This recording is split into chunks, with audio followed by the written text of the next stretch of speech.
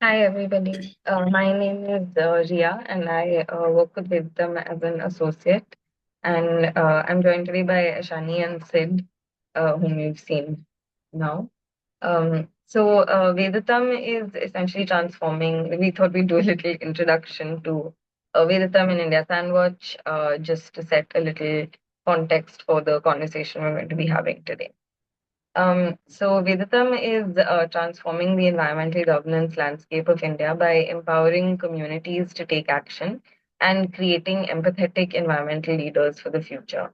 Our work is interdisciplinary, situated at the intersection of environmental and social justice. And our focus extends from grassroots interventions and community making to awareness building and influencing policy change.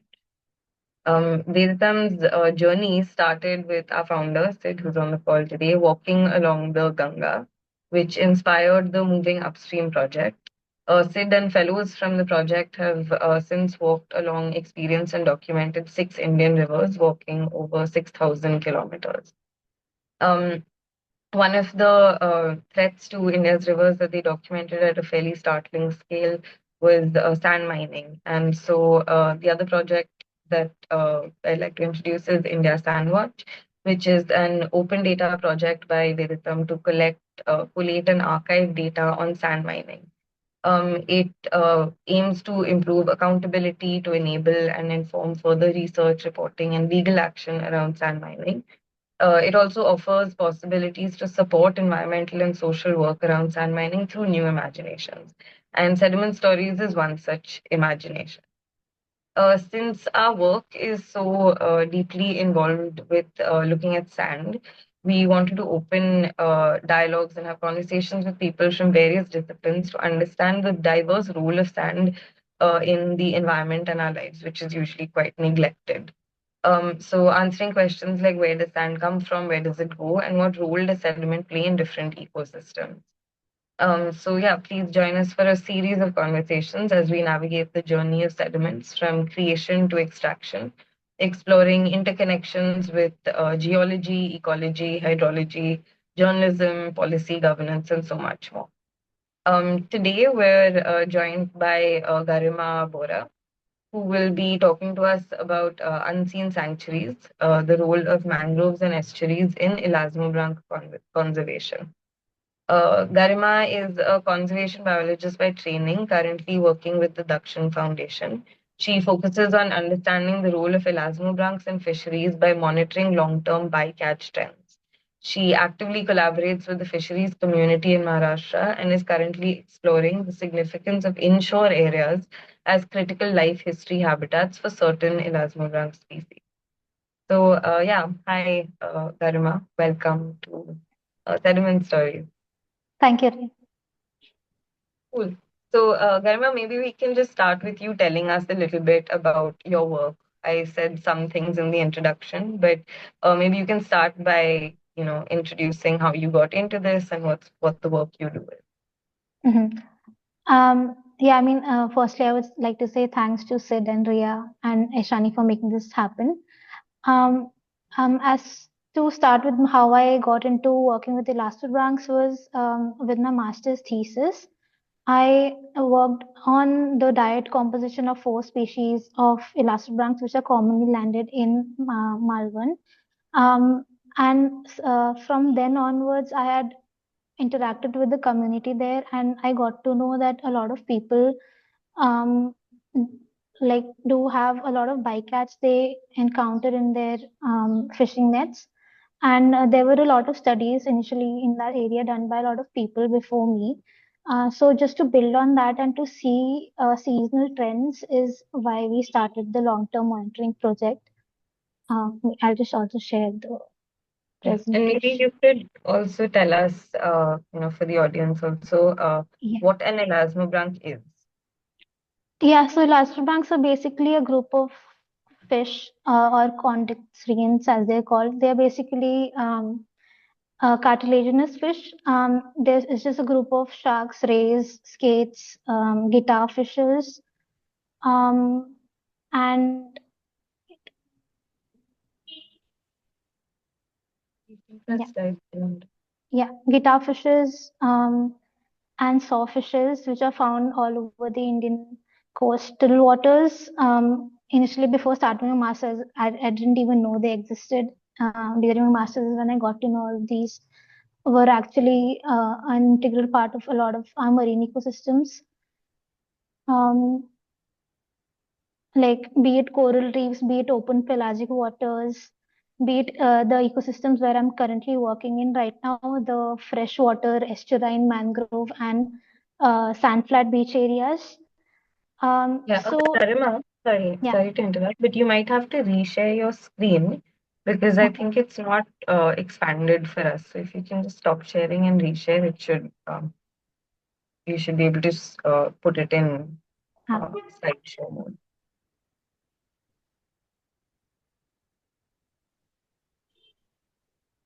can you see it now? Just a minute. Um,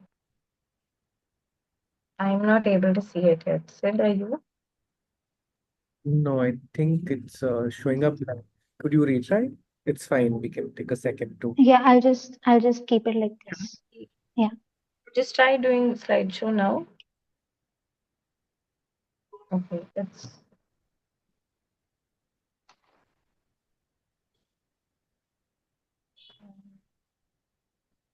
cool. So do we want to continue like this or should we Yeah. figure this I out? don't mind continuing like this. Yeah. It Okay, also sure. gives me an idea of what's coming next. Uh, but yeah, Sure. I So mean, these are you can all of the tell us. ecosystems Yeah. which are found around Malvan and um, along these fishing grounds that these fishermen fish at. So they go up till like Ratnagiri and Panji. Like initially, when we started our study, we just were focusing on these bigger trawlers and these pelagic gill nets. But then once when we started to visit these landing centers and we started to get these like we used to go to these landing centers and interview the fishermen asking locations as to where they found these elasmobranchs. And after a couple of interviews, we found certain species like the white-nosed guitarfish, which is on the right bottom, and the bull shark species, which have are known to exist in nearshore waters, especially the bull shark species. In one of our interviews, what we were told is that one of the fishermen found it pretty into the river. Like this is almost 9 kilometers into the river is where he found that bull shark individual right here.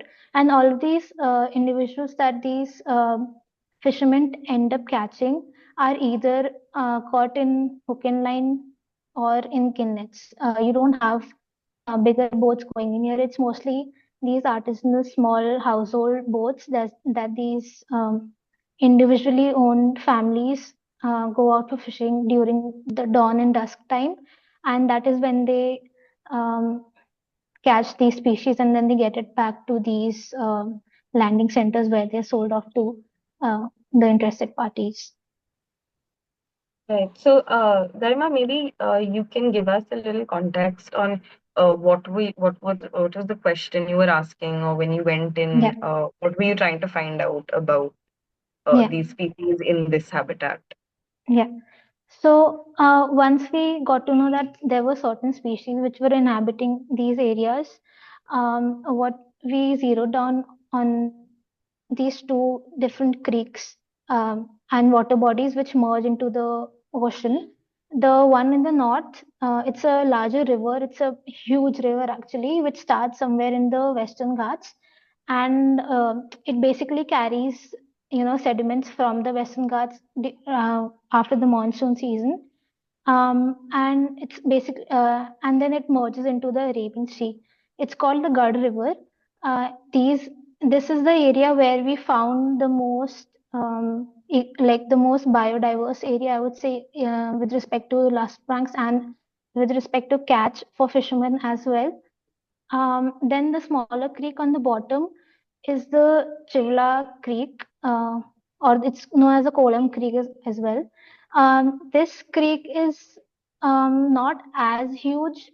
It's a smaller water body, but here also we found the occurrence of certain small-bodied. We didn't find any sharks here, but we found some small-bodied two rays species, namely the scaly vipere and the blue-spotted Indian blue-spotted masquerade, is what we found in the smaller, um, like the fresh water body creek. So, like these areas, both of these water bodies are basically a mixture of like the runoff that they get during monsoons and uh, the sand which is formed due to the tidal influence. So most of the sand that you'll find near here will be like little grainier, which a lot of guitar fishes use for their, for seeking shelter and for feeding. And as you go into the creek, you will find the sediment taking a little more pasty and a little more dull kind of uh, form is what we Right. found. Yeah. Okay, cool. So maybe you can tell us a little bit more about who or what lives in this habitat, and Yeah. maybe a little bit about, since you mentioned sediment, how the sediment maybe impacts the presence of these species or the people, like you mentioned. How do they Mhm. depend on the system? Yeah. So mostly the people and the species, actually I start with species. The species which inhabit these areas um, have been found around the mangrove mudflat areas. Uh, the reason why a lot of Elasmobranchs end up choosing these areas is because they are high, like have high abundance of prey. Second, they also like give them, like, because of the neonates which are born there, they are great mangroves, and like in general these sandflat areas are great areas for these species to take shelter from larger prey. Um, but the species what we have found are so on the left are the wide, like both of these species are the wide-nosed guitarfish. The ones on the left were actually, out of all of these three, out of these five individuals, three were gravid females that we found, which were Which caught by a fisherman. Gravid is sorry, basically like a, yeah. yeah, gravid is like it was carrying pups. So it was these individuals were caught in that sandflat area, which was found near the river mouth. And the one on the right was found during our survey. It was like a group of four or five guitar fishes during like late evening during one of our transects. Um, then bull shark species, bull sharks are also one of the species which are found in these bigger rivers. We only found it in the bigger, larger Gad River. These species are known and have been documented, not in India as of now, but in other countries. They've been known to feed on river mullets and these flying fishes, which in India have been documented to breed in and spawn in these sediment-rich mangrove and estuarine areas, is where like the water is also not that fast, so it's like a great place for them to like spawn and breed. um, and then other species that we spotted during our transects were the dog-faced water snakes, then a lot of coastal and sea, a lot of seabirds were actually also roosting on these various mangrove trees. There were also a couple of hatcheries of hatchlings. When I was there, there was just one nest of olive lilies uh, which had like just then were like digging out of the nest. We also spotted smooth-coated otters which live in those areas, and um, see, but we also found a very small puffer fish during one of our transits. Um, but talking about the communities which are dependent on these ecosystems, so we have this kind of artisanal fishing technique known as rapan. which is like a beach shore scene. So it's mostly suitable for the beach areas where there's no rocky substrate on the ground. Otherwise, the net would get entangled in that rock. So a lot of times, what happens is that during those uh, during those they put the net out and then pull it from both ends. There tends to be a lot of like a lot of species, Elasmobranchs specifically, which are caught as bycatch, and some of them, given that they are also small bodied, they are not of great economic importance to the fishermen, so they tend to get discarded onto the beach, and not really like, I think, like the I wouldn't say like fishing is a threat. I think bycatch and not having great mitigation measures to like go about once you have caught something and what to do with it is, I think the unawareness of that is one of the threats to Elasmobranchs. Then one of the other, I would say, threats to the sediment. I mean, so you can see like the plastic and the sand has like mixed, like merged together and has become one entire clump of thing. This is just like the Sindhudurg Fort sandbank area, but we were unable to take pictures of the actual estuary uh, because of logistic problems. But like there also it's the same problems with pollution and just like you know disposal and just like letting things go into the river and never thinking about how it'll end up being there and get mixed up with the sediments. And it because the sediment in the rivers is so muddy that it kind of takes the plastic in and it never gets to like actually go out towards the ocean. Is one of the things that I've also noticed is like the plastic and the sediment becomes one thing, and it's very difficult for you to take things out of the mangroves as well. Once it reaches the mangroves also, it's pretty difficult for you to go in and take it out of the mangroves. And how do you think that, I don't know if maybe you've looked at this, but like, how do you think uh, this pollution, sort of compacting the sediment impacts, say, the species that you work on who depend on that sediment? Yeah, yeah. So while we, so one of the out of the two different sampling methods that we have, one is the fisheries dependent kind of sampling collection, where we go to the fishermen and um, interview them about where they caught certain species and where they went out to fish.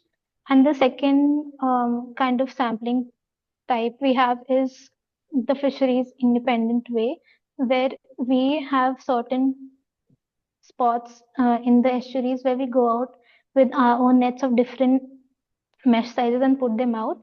So during those transits, we've like the nets have been entangled with a lot of waste that has flown from the river on towards the ocean, and um, in those fishing nets we've found a lot of like dead organisms which are caught in the entire bunch of plastic waste, which never, like, they weren't able to get out of it. um yeah, is one of the things we've noticed. Like with respect to plastic, it's a lot of like things and end up getting entangled into uh, the waste and not really getting a chance to get out of it. Uh, yeah. Yeah, so you can continue saying something about the Uh, picture. Hello, ma'am. Yeah. Ma'am, I have a question. Yeah. Um, Hello. sorry, good, Garima. Uh, Good sorry. evening, ma'am. I have myself, Dr. S.K. Barik. Actually, I have little queries regarding this one question like that. So Sir, basically, Dr. whenever Barik, sorry, but we will take questions at the end of the conversation between Ria and Garima. Can you please hold on with the question for now? Okay, We will okay, okay, invite sir. you to ask a question. Please hold for now. Thank you. Yeah, you can Okay, okay. also, if you, so you don't forget it, please, you can write it out in the chat and we'll make Yeah, sure that, yeah, yeah. I'll yeah, add in chat. Okay, okay, yeah, thank you. please do that. We'll make sure we ask you and we'll ask your Okay, ma'am. question. Thank you. Yeah, Yeah, Garima, you were telling yeah, us I a little. mean, Yeah. right now, like the plastic waste also going into the ocean tends to break down over time and it turns into microplastics and nanoplastics, which also ends up getting into the entire ecosystem chain. Also, it like a lot of plastic tends to get settled onto the seafloor and onto the sediment, where a lot of rays, how they feed is they like they how you know how cows graze the grass is how the rays go around grazing the sand as such to look for you know the organisms which are like the shrimp and mollusks which are there in the sand. So like a lot of um, like the heavier plastics tend to get settled onto the bottom and it like goes on to into their GI tract from there onwards. I mean, like the problem doesn't end to like with the plastic getting entangled with the sediment. It's how it breaks down and gets becomes a part of the sediment after a while. Like Yeah. like the microplastic is like you can't even see it through your naked eye. You have to have a microscope because it's less than like the particle is less than 5 mm size. So for that, like that's a really small particle. So as of now, a lot of studies have kind of correlated the potential effect a microplastic could have on certain ecosystems, but like correlation doesn't always mean causation, right? So I think right now is where a lot of people are trying to also move on to the causation part of it. But we are right now just looking at the correlation part of what kind of relation does microplastics and such kind of threats have with such ecosystems and the species which inhabit these places. Okay. So, Garima, I'll maybe ask you some of the questions from the chat. Yeah. If you have anything else you want to show us or talk about before we move to those questions, you can do that. Um, yeah, otherwise I can. Yeah. Yeah. So, actually, Dr. Barik, if you would like to ask your question now, you can do that.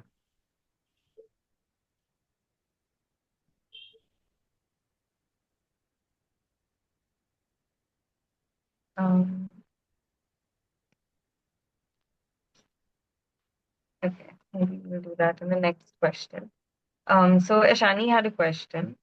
Um, she was asking what happens to the bycatch? What is the ideal way to deal with it? You had mentioned something about possible mitigation measures. What do those usually look like? Yeah. So thanks for the question. Um, so there's a lot of different gear types which are there in the Indian fisheries context. You in specifically in Maharashtra, you have um, I would say Malvan has trawlers. You have gill nets, mechanized, motorized, and then you have smaller rapons and different cast nets that people own individually. But mitigation measures would differ from gear type to type. So for trawlers, the problem arises where how trawling happens is like it drags everything which is there in its way. So you can't really like the mitigation measures over there become a little difficult for you to put the organism back into the water because until you sort everything out, it's already probably dead. So for trawlers, it's a bit difficult, but for gill nets, what has been recommended is if you find certain protected, I would say right now a protected species, if you find certain protected species of Elasmobranchs, it's advised that you take them out of the net and then you put them back into the water because gillnets remain in the water vertically and they just like it's the gills which are caught in the mesh. So that way they stay alive for a very long time. So you can put them back in the water. As for the individuals which are already dead, they come back to the shore, and there are actually a lot of cuisines and a lot of people in the Konkan coast which have uh, Elasmobranchs and a lot of like mori and wagyu recipes which a lot of people actually enjoy, and there's a lot of market, um, and a lot of traders which are interested in these species. So they end up going there. They become a part of a catch, I would say, then when they get sold by these fishermen.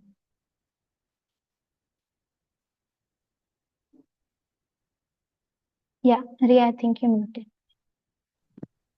Dr. Barik has asked, I think maybe the question hasn't come fully, but he's asked if you've seen some sort of processes of desiltation in the wetlands, and is it advisable for the desiltation of wetlands? What are the impacts that this might have on species diversity? Similarly, Yeah. maybe you can describe some sort of changes or what might be causing changes in these systems if you've seen desiltation. Yeah. Um, as of now, not really, because these two places that I work at right now, sir, are actually are very slow moving water bodies. So, and like the bigger river, also is like if you take the entire length of the river, the 1/3 of the river part which is connecting to the sea is actually still under the tidal influence. So it's actually like still working as kind of an ocean. Because like even with respect to salinity and all of those other things, it's still at the salinity is still at par with the oceanic salinity.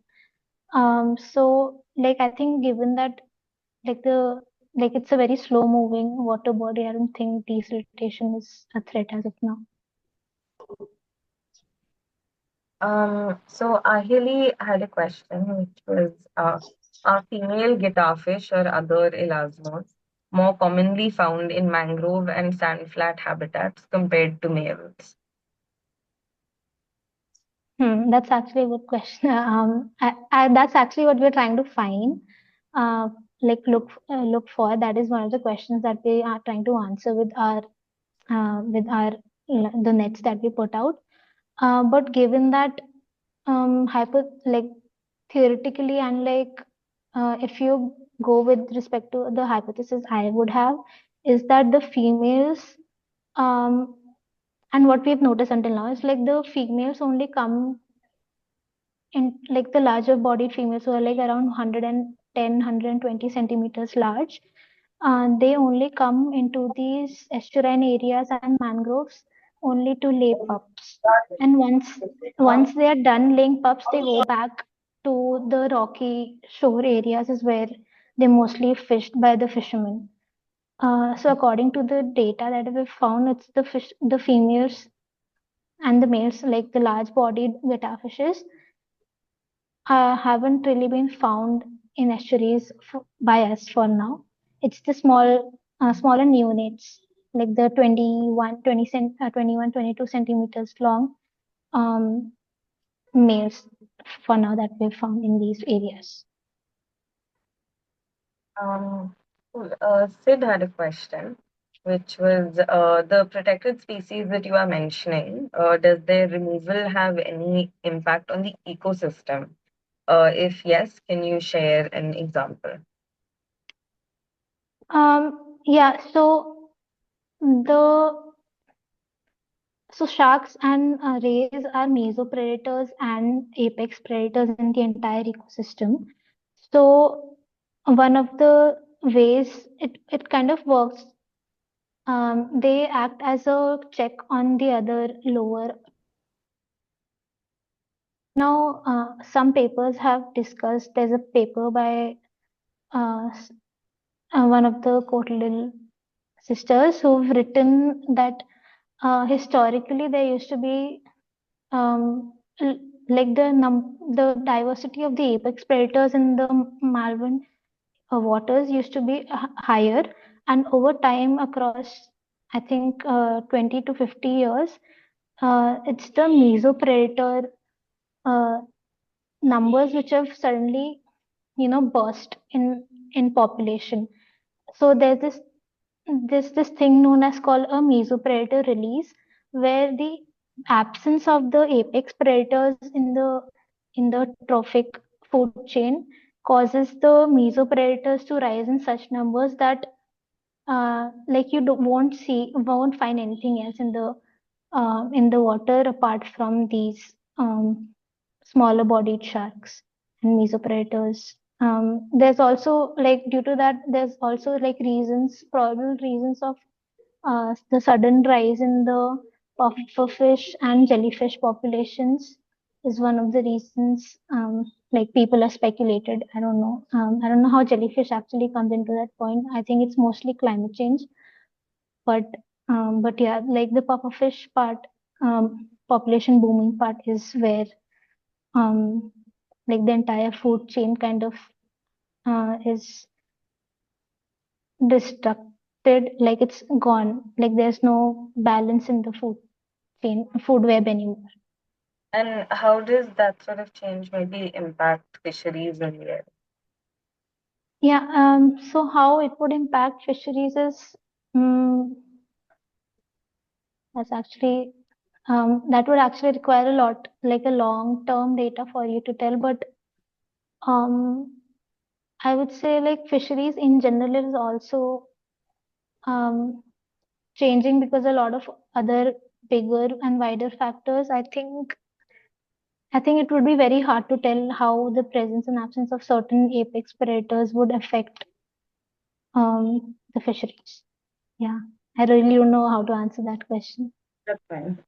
Um, yeah, so maybe if we don't have we don't have any more questions. Uh, I think just Ashani had asked about like changes in the area that you work in. Maybe if you've heard about or um, like during your surveys or something, maybe you observed or spoken to people about ways in which the sediment in these areas has changed, either due to I think Dr. Barik had mentioned desiltation work that might be happening or mining, etc.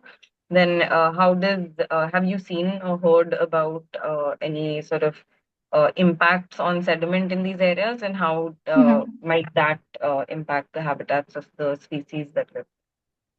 Yeah, so yeah, I forgot to mention this part. So we've also observed certain sand extraction activities which are happening in these areas, which like there have been studies which have linked like activities to like decrease in the prey abundance, which would automatically lead to like, given that there was already like a bigger threat of bycatch, there is now like one more thing adding to it, due to like some one like anthropogenic factor.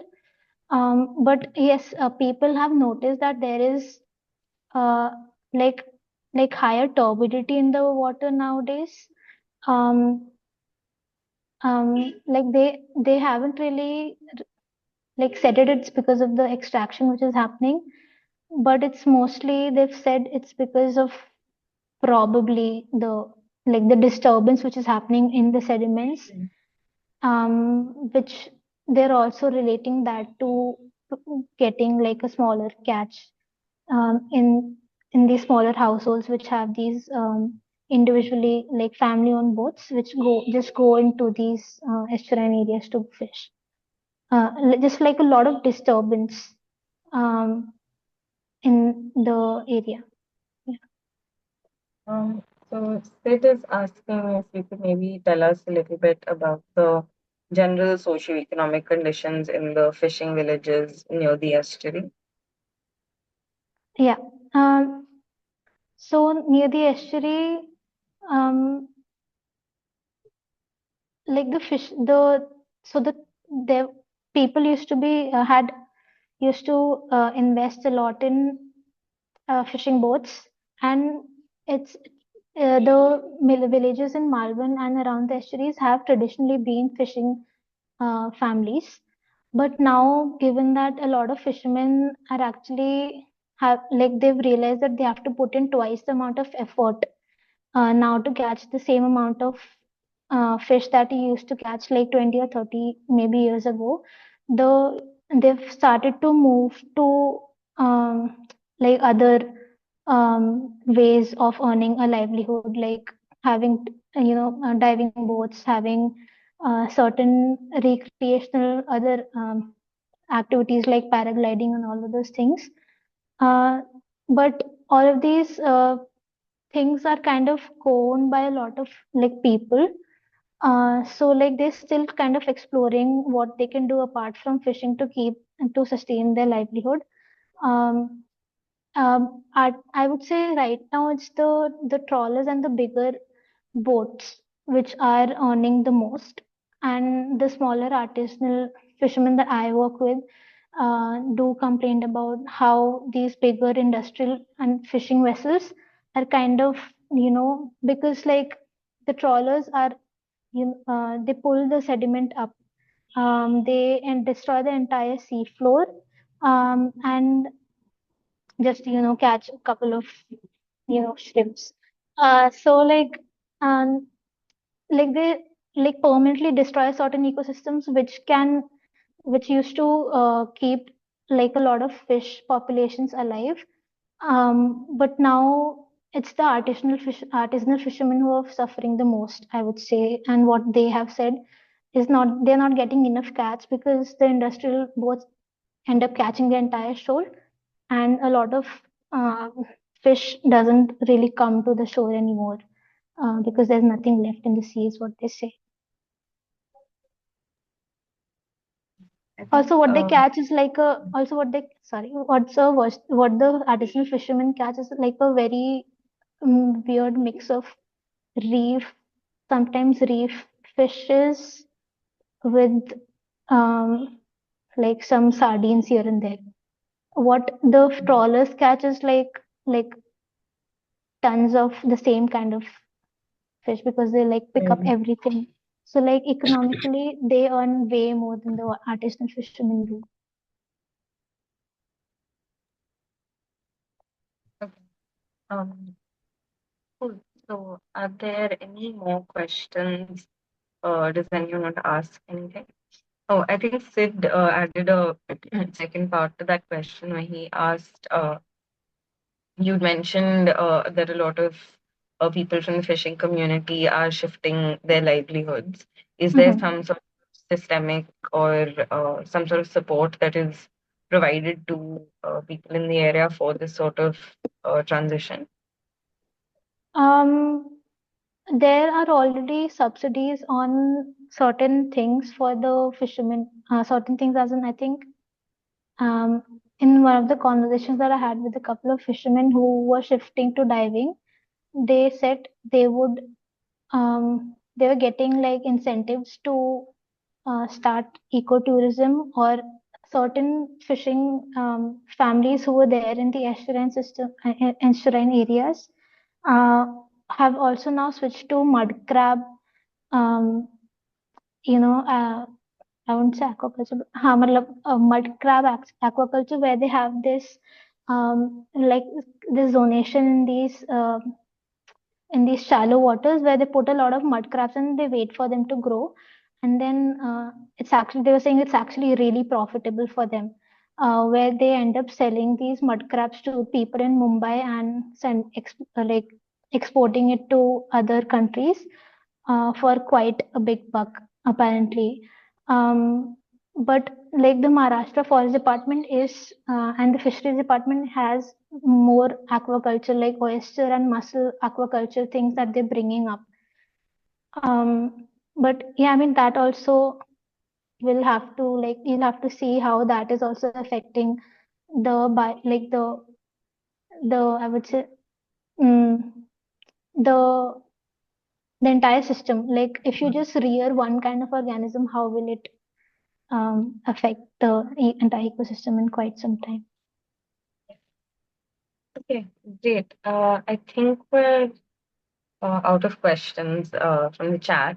So thank you so much, Garima, for joining us and telling us about your work and uh, answering all of our questions. Just wanted to take this moment also to thank everybody who attended and invite you to check out India Sandwatch and also check out Garima and the Dakshin Foundation. Um, you can you can check out the India Sandwatch platform or look at the Dakshin Foundation website. You can also find India Sandwatch and also Garima Bora on Instagram. Right. Um, yeah, I think we Yeah. should hopefully have another session of sediment stories soon, and because it's a regular thing. So, if you want to be notified about future sessions, you can put your name and email in the chat, and we will sign you up for our newsletter where you can find out about future sessions of sediment stories as well. Yeah. Thank you so much, Garima. Thank you, Ria. Thank you, Sid and Nishani, for the opportunity to talk about the work that I do and trying to tell how sediment plays a part. Thank Yeah. you. Thank you for everyone who attended. Yeah.